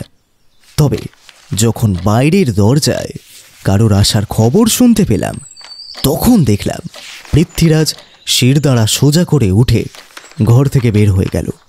দেখলাম ওর চোয়ালগুলো স্বাভাবিকের তুলনায় একটু বেশি যেন শক্ত। আমি তখনই বাইরে পরিমলবাবুর গলার আওয়াজ পেলাম। আচ্ছা দেখুন দেখি কি ঝামেলা। এই ভদ্রলোক থানায় গিয়েছেন আমাদের কাছে সাহায্য চাইতে। উনি একজন অ্যান্টিকের জিনিসপত্রের ব্যবসায়ী, নাম অমলেন্দু মজুমদার। উনি বলছেন আপনি নাকি ওনার সাথে বেইমানি করেছেন। অমলেন্দু মজুমদার? কই, এই নামে কাউকে তো আমি চিনি না। তাহলে বেইমানি আর কবে করলাম? আর কীরকম বেইমানি মশাই? আপনি কি কথা বলছেন? এ কি বলছেন? আপনি আমাকে চেনেন না? আরে আপনার সঙ্গে আমার কথা হলো জ্যোতিষরঞ্জন বাবুর আঁকা সেই নৃসিংহদেবের ছবিটা নিয়ে। ওটা আমার বায়না করা ছবি। আপনি সরাসরি ছবিটা দিতে আমায় অস্বীকার করলেন, আর এখন বলছেন চেনেন না। কি সব আজে বাজে কথা বলছেন আপনি? আপনার সাথে আমার কবে কথা হলো? আপনি বৃথাই মিথ্যা কথা বলছেন দিগন্তবাবু। আপনার সাথে আমার ফোনে কথা হয়েছিল, তারপর আমি তো দুবার আপনাদের এই বাড়িতেও এসেছিলাম ছবিটা নেওয়ার জন্য। আমি আপনার জ্যাঠামশাইকে আজ থেকে প্রায় বছর 25 আগে ছবিটা এঁকে দিতে বলেছিলাম। সেই জন্য আমি অনেকে টাকাও দিয়েছিলাম বায়না বাবদ। এই দেখুন সেই চিঠি। জ্যোতিষবাবু আমাকে লিখেছেন ছবিটি কমপ্লিট হয়ে গেছে, এসে নিয়ে যেতে। এখন যদি আপনি ভালোই ভালোই আমাকে ছবিটা দিয়ে দিতেন, তবে কি আমাকে আজ থানায় যেতে হতো? আপনি 25 বছর আগে ছবির বায়না করে সেই ছবি এখন নিতে এসেছেন? হ্যাঁ, তার কারণ ব্যবসার সূত্রে আমি বিদেশে চলে গিয়েছিলাম। তারপর বিদেশে থাকতে থাকতে নানা কাজে এই ছবিটার কথা ভুলেও যাই। এই বছরই মার্চ মাসে আমি এদেশে ফিরেছি। তারপর হঠাৎ একদিন খবরের কাগজে জ্যোতিষরঞ্জনবাবুর আঁকা ছবি নিয়ে একটা আর্টিকেল দেখে আমার ছবিটার কথা মনে পড়ে। তারপর পুরনো দলিল দস্তাবেজ ঘেঁটে আমি এই চিঠিটা খুঁজে বের করেছি। আর এখন আপনি আমাকে আমার ছবি দিতে অস্বীকার করছেন। এসব কি বলছেন কি আপনি? সমস্ত মিথ্যে কথা এসব। আর আপনি সব কিছু মন গড়া বানিয়ে বলছেন, মিথ্যে কথা এগুলো। আমি কেন মিথ্যে কথা বানিয়ে বানিয়ে বলবো বলুন তো? আমি তো আপনার জ্যাঠামশাইয়ের লেখা চিঠি নিজের সঙ্গে করেই এনেছি। তবে আমি সেটা কিন্তু আপনার হাতে দেব না, আমি পরিমলবাবুর হাতে দেব। আমার সন্দেহ আপনি চিঠিটা নষ্ট করে দিয়ে সব কিছুকে মিথ্যা প্রমাণ করতে চাইবেন। দেখুন, আপনি যেই হন না কেন, এবার কিন্তু ব্যাপারটা বাড়াবাড়ি হয়ে যাচ্ছে। আচ্ছা দিগন্তবাবু, আপনি তো বলছেন এখনো পর্যন্ত কোনো ছবি আপনারা বিক্রি বা নষ্ট করেননি। তাহলে অমলেন্দু বাবুর কথা যদি সত্যি হয়ে থাকে, তাহলে নিশ্চয়ই ওনার দেওয়া বায়না মতো ছবি এঁকে রাখা আছে। তাহলে আপনার জ্যাঠামশাইয়ের ছবির ঘরটা একবার তল্লাশি করে দেখলেই তো হয়। সেখানে নিশ্চয়ই সেই নৃসিংহদেবের ছবিটা থাকবে। আর যদি সেটা হয়ে থাকে তবে প্রমাণ হয়ে যাবে এই চিঠিটা সত্যি, আর না হলে প্রমাণ হবে অমলেন্দু বাবু মিথ্যে কথা বলছেন। না না, এভাবে বাইরের কারোর কথায় আমরা জ্যাঠামশাইয়ের ছবি আঁকার ঘরে আপনাকে যেতে দিতে পারি না তো, তাই না? এটা সম্পূর্ণ আমাদের পারিবারিক এবং ব্যক্তিগত সম্পত্তি। অবশ্যই তাই। জ্যোতিষরঞ্জন বাবুর আঁকা ছবিগুলো অবশ্যই আপনাদের পারিবারিক সম্পত্তি, কিন্তু সে ব্যক্তিগত সম্পত্তির ওপর ভিত্তি করে যদি চোরা কারবারির ব্যবসা করা হয় তবে সেটা অবশ্যই অপরাধ। আর অপরাধ আটকাবার জন্যই যদি তল্লাশি করার প্রয়োজন হয় তাহলে নিশ্চয়ই আমি সেটা করতে পারি। আমার বিশ্বাস এই সনাতনপুর থানার পুলিশ অফিসার পরিমল বাবু যখন আমার সঙ্গে রয়েছেন তখন আইনত তাতে কোনো বাধা নেই। পরিমল বাবু, আপনি দয়া করে দিগন্তবাবুকে সার্চ ওয়ারেন্ট একটু দেখাবেন। Search warrant? আমার দাদু আপনাকে ডেকে নিয়ে এসেছিলেন আমাদের বাড়িতে, আর আপনি সেখানে আমাদের বাড়ির জন্যই সার্চ ওয়ারেন্ট নিয়ে এসেছেন।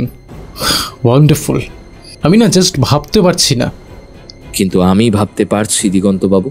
আপনার দাদু মহিতোষ রায়চৌধুরী মহাশয় আমাদের যে কাজের জন্য এখানে ডেকেছেন আমরা সেটাই করছি। ওনার বড় ছেলে জ্যোতিষরঞ্জন বাবুর আঁকা ছবিগুলোর যে কালোবাজারি হচ্ছে সেটা আটকানোর জন্য আমরা আমাদের কাজটা যথার্থভাবেই করছি। জ্যাঠামশাইয়ের আঁকা ছবি নিয়ে কালোবাজারি হচ্ছে, এসব কী অনুমান আপনার? নাকি এর কোনো প্রমাণও আছে?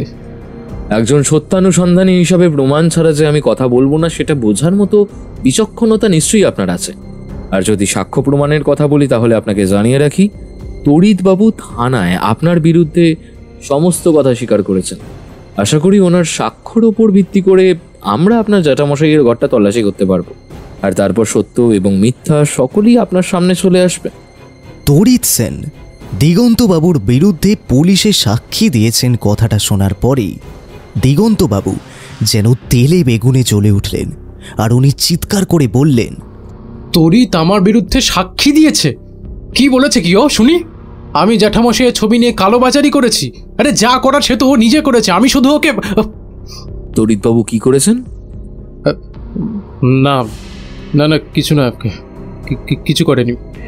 কিন্তু আমি জানতে চাই যে তড়িৎ আপনাকে আমার বিরুদ্ধে কি বলেছে। হ্যাঁ, তড়িৎবাবু কি করেছেন দিগন্তবাবু?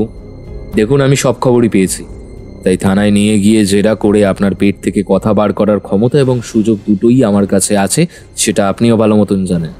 তাও আমি আপনার থেকেই জানতে চাইছি। বিশ্বাস করুন তড়িৎবাবু, আমি কিন্তু কিচ্ছু করিনি। আরে অমলেন্দু বাবু, আমি তো এনাকে চিনিই না, আমি কখনো দেখিনি, এনার সঙ্গে কখনো কথা হয়নি। সেটা আমি জানি দিগন্তবাবু, অমলেন্দু বাবুর সঙ্গে আপনার কোনো কথাই হয়নি, কারণ সেটা সম্ভবই নয়। অমলেন্দু বাবু কোনো অ্যান্টিকের জিনিসপত্রের ব্যবসায়ী নয়, ও একজন পুলিশ অফিসার, এবং লেখক মৃগাঙ্ক শেখর বাবুর হত্যা ওই তদন্ত করছে। আর সেখান থেকেই আমরা জানতে পেরেছি মৃগাঙ্ক শেখর বাবু আপনার জ্যাঠামশাইয়ের ছবিতে যে গোপন রহস্য সমাধানের সংকেতের কথা কাগজে লিখেছিলেন সেটা সম্পূর্ণ মিথ্যা। ওনাকে অনেক টাকার লোভ দেখিয়ে ওই আর্টিকেলটা লেখানো হয়েছিল যাতে করে জ্যোতিষ রঞ্জন বাবুর আঁকা ছবির সম্পর্কে মানুষের মনে একটা বিশেষ আগ্রহ তৈরি হয়। তার আগেই আপনার জ্যাঠামশাই মানে জ্যোতিষ রঞ্জন বাবু মারা গেছেন। ফলে সেই গোপন রহস্য সংকেত সমাধান যে সত্যি সেই ছবিতে নেই সেটা মানুষকে বলার আর কেউ ছিল না। কিন্তু এই আর্টিকেলটা বের হবার পর ছবিগুলোর বাজারের দাম অনেকটাই বেড়ে যায়। তারপর ইচ্ছা করেই আপনাদের বাড়িতে নানান ভৌতিক উপদ্রবের নাটক করা হয়। রঞ্জনা দেবী একদম সঠিক বলেছিলেন, ওগুলো যে সত্যি সত্যি ভৌতিক কাণ্ড নয় সেটা বোঝার মতন বিচক্ষণতা এই বাড়ির সকলেরই আছে। তাই সকলেই ব্যাপারটাকে অগ্রাহ্য করেন, এবং সেই জ্যোতিষ রঞ্জন বাবুর আঁকা ছবি সম্পর্কে যেহেতু কারোর কাছেই কোনো আগ্রহ ছিল না, তাই ব্যাপারটা নিয়ে কেউ মাথা ঘামান না। আমার এই ব্যাপারটা সবার প্রথমে মনে হয়েছিল যখন আমি দেখতে পাই লিওনার্দো দা ভিঞ্চির ছবিতে যেই রকম ভিঞ্চি কোডে সন্ধান পাওয়া যায়, ঠিক একই রকমের কোনো একটা সাংকেতিক কোড জ্যোতিষ রঞ্জন বাবুর আঁকা ছবিতে আছে। এটা জানাজানি হবার পরেও ছবির সমালোচক এবং বিশ্লেষকদের মধ্যে সেভাবে কোনো উন্মাদনা নেই কেন? তার কারণ তারা সকলেই জানেন আসলে এরকম কিছুই নেই। আর পাঁচটা সাধারণ ছবির মতোই জ্যোতিষ রঞ্জন বাবুর আঁকা ছবিগুলো গুণগত দিক থেকে অনেক উচ্চ শিল্প পর্যায়ের হলেও তাতে কোনো সাংকেতিক কোড নেই। কিন্তু সেই গল্প বলে বেশ কিছু অবাঙালি ব্যবসায়ীকে এই ছবিগুলো বিক্রি করা হয় কয়েক লক্ষ টাকা দামে। তার কারণ এই সমস্ত ব্যবসায়ীরা নিজেদের কালো টাকা সাদা করার জন্য এই ধরনের ছবি কেনেন। তাই একবার যদি তাদের মাথায় ঢুকিয়ে দেওয়া যায় ছবিগুলোতে কোনো রহস্য সংকেত আছে, তাহলে তারা লক্ষ টাকা দিয়ে সেটা কিনে নিয়ে যেতে পারেন। সেভাবেই গুজরাটের ব্যবসায়ী মাখনলাল আগরওয়ালকে দুটো ছবি বিক্রি করা হয় প্রায় 3 লক্ষ টাকা করে। হায়দ্রাবাদের সিরাজউদ্দিন আলীকে একটা ছবি প্রায় 4.5 লাখ টাকা দামে ছবিগুলো বিক্রি হয়। সেগুলো গুণগত দিক থেকে খুব ভালো হলেও তার বাজার দর যে লাখ টাকার উপরে নয়, সেটা আর কেউ জানুক বা না জানুক আপনি তো জানেন দিগন্তবাবু। তাহলে এবার বলুন, মিথ্যে কথা রটিয়ে অল্প দামের ছবির বাজার মূল্য বাড়িয়ে লক্ষ টাকা করার উপায় কি কালোবাজারি নয়? দেখুন, আপনি কি বলছেন আমি কিচ্ছু বুঝতে পারছি না পৃথ্বীরাজবাবু। বিশ্বাস করুন, আমি এসবের কিচ্ছু জানি না। এসব এসব আপনি কি বলছেন? তাহলে কে জানে দিগন্তবাবু? তড়িৎ, তড়িৎ, আমার বিশ্বাস সবকিছু ওই করেছে। ওই আসল কালপ্রিট। আপনি ওকে গিয়ে জিজ্ঞেস করুন। বুঝলাম, কিন্তু তড়িৎবাবু যে বলছেন এই সব কিছু আপনি করেছেন, আর শুধু ছবি নিয়ে কালোবাজারই নয়, এই সব কিছু জানতে পেরে যাওয়ার পর মৃগাঙ্কশেখর বাবু আর আপনার দাদু মহিতোষ রায়চৌধুরীকেও আপনি খুন করেছেন। মিথ্যে কথা। এই সব কিছু সম্পূর্ণ সাজানো মিথ্যে কথা। আমি কাউকে খুন করিনি। কিন্তু তড়িৎবাবু তো আপনার বন্ধু, উনি আপনার বিরুদ্ধে এরকম মিথ্যে চুরি এবং শেষ পর্যন্ত খুনের অভিযোগ আনবেন কেন? আপনাকে ফাঁসিয়ে দিয়ে ওর কি লাভ? তা আমি জানি না, তবে ও আপনাদের যা বলেছে সেটা মিথ্যে। আর ও ও আমার বন্ধু হলেও মনে মনে আমাকে একেবারেই পছন্দ করে না। রঞ্জনার সাথে ওর সম্পর্ক যখন তৈরি হয়েছিল তখন মা এবং আমি মেনেই নিই। দেখুন, বাবাকে আমরা অনেক ছোটবেলায় হারিয়েছি। জেঠুমণিও নিজের জগতেই থাকতেন। কোনোদিন সংসারে কার কি হলো না হলো সেই সব কিছু নিয়ে কোনো দিনই খেয়াল রাখতেন না। তাই সংসারে প্রয়োজনে অপ্রয়োজনে মা আমাকেই বলতেন। আর মা যখন আমায় বললেন যে রঞ্জনার হবু বর হিসেবে তড়িৎকে ওনার একেবারেই পছন্দ নয়, তখন আমিও প্রথম দিকে ওদের বিরোধিতা করেছি। আর সেই কারণেই তড়িৎ মনে মনে রাগ হয়তো পুষে রেখেছিল, আর তারই প্রতিশোধ স্প্রিয়া থেকে ওই কাজটা করেছে। খুব ইজি। আর আমার দাদুকেও নিশ্চয়ই ওই খুন করেছে। মহিতোষ বাবুর খুনের কথা উঠতেই পৃথ্বীরাজ কিছুটা হেসে রতনদাকে ডেকে আনে। আর রতনদাকে দেখে দিগন্ত যেন চমকে ওঠে, প্রায় চিৎকার করে বলে, রতনদা কি করছে এখানে? ওকে কেন ডেকেছেন এখানে? আমি আসলে রতনবাবুকে একটা কাজের দায়িত্ব দিয়েছিলাম। আপনাদের বাড়ির আরেকজন পরিচারক হারাধন সম্পর্কে একটু খবর নিতে। তার কারণ হারাধনই তো প্রথম আপনার দাদুর মৃতদেহটা দেখতে পেয়েছিল, তারপর আপনি, তাই না? আমি আর কিচ্ছু জানি না। আপনি সব দিক থেকে জালে জড়িয়ে পড়েছেন দিগন্তবাবু। মিথ্যে একটা বেওয়ারিশ লাশকে আপনার দাদু বলে সাজিয়ে রেখে আপনি একটা ভয়ঙ্কর অপরাধ করেছেন। আপনার কথা অনুসারে আপনার দাদু আমার আসার 15 মিনিট আগে অবধি জীবিত ছিলেন, অথচ সেই লাশটির সাধারণ পরীক্ষা করে জানা যায় লোকটি অন্তত 6 ঘন্টা আগে মারা গেছিল। আর খুব সম্ভবত সেই মৃতদেহটাকে সুন্দরভাবে সাজিয়ে রাখার জন্য আপনি আমাদের স্টেশনে আনতে যেতে পারেননি। তাই আমি আপনাকে সুযোগ দিচ্ছি, প্রকৃত অপরাধীকে সেটা বলুন। মনে রাখবেন, আপনি যতই তাকে আড়াল করার চেষ্টা করুন, আইনের চোখে তিনি কিন্তু একজন অপরাধী, আর তাকে শাস্তি পেতেই হবে। কিন্তু তার প্রতিটা পাপকর্মে মদত দেওয়ার জন্য আপনি এবং তড়িৎবাবু নিজেদের বিপদ নিজেরাই ডেকে আনছেন। পৃথ্বীরাজ কথাটা বলার সাথে সাথেই সবার মধ্যে দাঁড়িয়ে থাকা রঞ্জনা দেবী হাতে বন্দুক উঁচিয়ে পৃথ্বীরাজের দিকে আসে। আর মুহূর্তের মধ্যে পৃথ্বীরাজের রিভলভারটা গর্জে উঠলে ওনার হাত থেকে বন্দুকটা ছিটকে গিয়ে পড়ে ঘরের অন্য এক প্রান্তে। রঞ্জনা দেবী, এবার আপনি আপনার খেলা শেষ করুন। একমাত্র আপনাকে সাহায্য করতে গিয়ে আপনার দাদা এবং আপনার হবু বর দুজনেই চরম বিপদের মধ্যে এসে পড়েছেন, সেটা আশা করছি বুঝতে পারছেন। আর যদি বলেন আপনার কথা আমরা কি করে জানলাম, তাহলে বলি, ছাদের একদম ওই পাশে যে ঘরে আপনি আপনার জ্যাঠামশাইয়ের আঁকা ছবিগুলো নিয়ে গিয়ে তার থেকে ডুপ্লিকেট ছবি তৈরি করতেন, বাজারে অনেক দামে বিক্রি করবেন বলে, সেই সমস্ত ছবিগুলোতে আপনার হাতের ছাপ আমরা পেয়েছি। গাড়ি স্টিয়ারিংয়ের হাতের ছাপের সঙ্গে তা আমরা মিলিয়ে দেখেছি। আর একটা 4 ফুটের ছবি তুলে নিয়ে যাওয়ার জন্য সাধারণ কোনো পুরুষ মানুষের মাটিতে নামিয়ে রাখার প্রয়োজন হয় না, কিন্তু আপনার পক্ষে সেটা সম্ভব হয়নি। তাই ছবিগুলো ঘর থেকে নিয়ে যাওয়ার সময় কিছুটা তুলে নিয়ে গেলেও বাকিটা আপনি মাটিতে ঘষতেই নিয়ে যান। মাটিতে সেই ছবিগুলো নিয়ে যাওয়ার ঘষা দাগ আমরা দেখেছি। আর ছাদে যখন আপনি ওই ছবিগুলো আপনার গোপন ঘরে নিয়ে যেতেন, তখন যাতে কেউ আপনাদের দেখে সন্দেহ না করে, তাই ভূতের উপদ্রবের গল্প ছড়িয়ে দিয়েছিলেন। আর সেটা এই আর্টিকেলটা কাগজে প্রকাশিত হওয়ার পর নয়, প্রায় বছরখানেক আগে থাকতেই আপনার এই পরিকল্পনা চলছিল। আর সেই মিথ্যে আর্টিকেলটা প্রকাশিত হওয়ার পর ভূতের উপদ্রব শুরু হয়েছে বলে আপনি রটিয়ে দেন। ভুল বলছি না তো? আর হ্যাঁ, কাল রাতে আমি তড়িৎবাবুর বাবা বিরূপাক্ষবাবুর সাথে কথা বলেছি। আপনি যে ওনাদের পারিবারিক ব্যবসার অন্তরালে বিভিন্ন কাস্টমারদের সাথে যোগাযোগ করে ছবিগুলো চড়া দামে বিক্রি বন্দোবস্ত করছেন, সে কথা বিরূপাক্ষবাবু আমাদের বলেছেন। উনি এ ব্যাপারে তড়িৎবাবুকে বারংবার বারণ করলেও আপনার প্রতি ভালোবাসার কারণে তড়িৎবাবু কখনো কোনো প্রতিবাদ করেননি। যেমনভাবে দিগন্তবাবু আপনার প্রতি স্নেহপরবশত হয়ে আপনার সমস্ত অপরাধগুলোকে মেনে নিয়েছেন এবং সেগুলোকে ঢাকা দেওয়ার চেষ্টা করেছেন, তবে আর নয়। এসব কি বলছেন আপনি?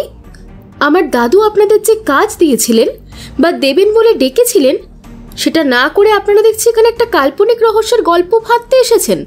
পুলিশের সাহায্য রয়েছে বলে কি আপনারা যা ইচ্ছে তাই জোর করে প্রমাণ করবেন নাকি? আপনি ভুলে যাবেন না রঞ্জনা দেবী, কাল রাত্রে আপনাদের ছাদের ওই ভেঙে পড়া অংশের পেছনে যে ঘর আছে সেখান থেকে আমরা জীবিত মহিতোষবাবুকে উদ্ধার করেছি। তিনি নিজে স্বীকার করেছেন আপনি ওই ছবিগুলো নিয়ে যা করেছেন সেটা উনি মেনে নিতে পারেননি।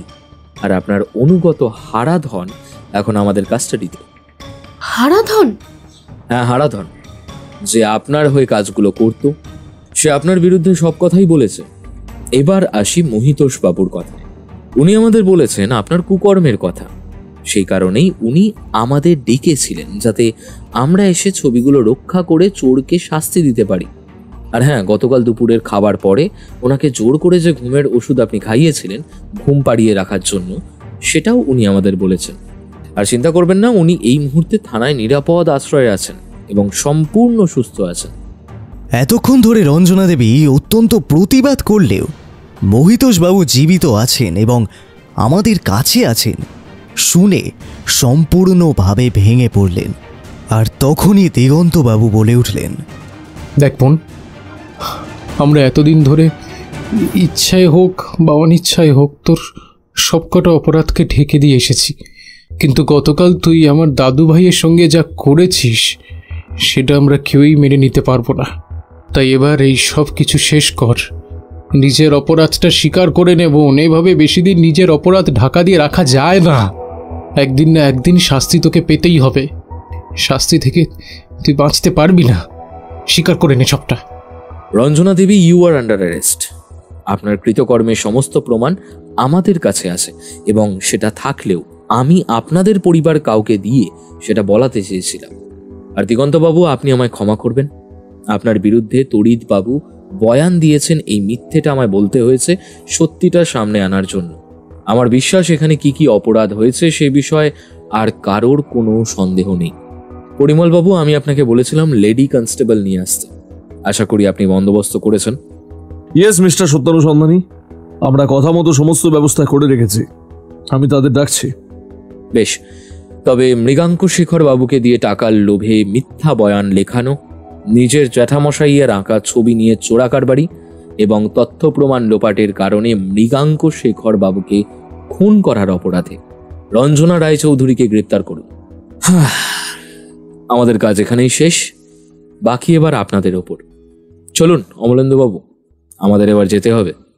ঠিক আছে, তাই হবে। এই পর্যন্ত বলে পৃথ্বীরাজ ঘর থেকে বের হয়ে এলো। আমি ওকে অনুসরণ করার আগে একবার পেছন ফিরে দেখলাম গোটা ঘরে যেন শ্মশানের নিস্তব্ধতা বিরাজ করছে। রঞ্জনা দেবী মাথা নিচু করে একটা সোফায় বসে থাকলে বীরজা দেবী ওনার মাথায় বড় মমতার হাত বুলিয়ে দিচ্ছেন। আমাদের সত্যি আর এখানে কোনো কাজ ছিল না। পরিমলবাবুর গাড়িতে আমরা এবং অমলেন্দুবাবু উঠে থানার দিকে রওনা হলাম। আর তারপরে সেখানে কিছু কাজকর্ম মিটিয়ে ট্রেন ধরে সোজা কলকাতা। আপাতত এই ছিল আমাদের সনাতনপুর ভ্রমণের ইতিহাস। আর হ্যাঁ, একটা কথা বলে রাখি, পুজোর সময়ে আমি গ্রাম বাংলার মানুষের ওপর উপন্যাস লেখার ইচ্ছে প্রকাশ করলে আমার প্রকাশক রাজি হয়েছিলেন। তবে লিখতে বসে দেখলাম সত্যি সে বড় কঠিন কাজ। তার থেকে এই অপরাধ বিজ্ঞান নিয়ে রহস্য রোমাঞ্চ উপন্যাস লেখাই ভালো। কারণ মানুষের জীবনের তুলনামূলক বিচারে আপাত নিরীহ সেই উপন্যাসগুলো একটু তলিয়ে দেখলে কিছু কম রোমাঞ্চকর নয়। সেখানে প্রত্যেকের ছোট ছোট লোভ, হিংসা এবং উচ্চাকাঙ্ক্ষা কত যে ধ্বংস ডেকে আনে তার হদিশ কেউ রাখে না। হয়তো আমাদের মতো লেখকরাও নয়।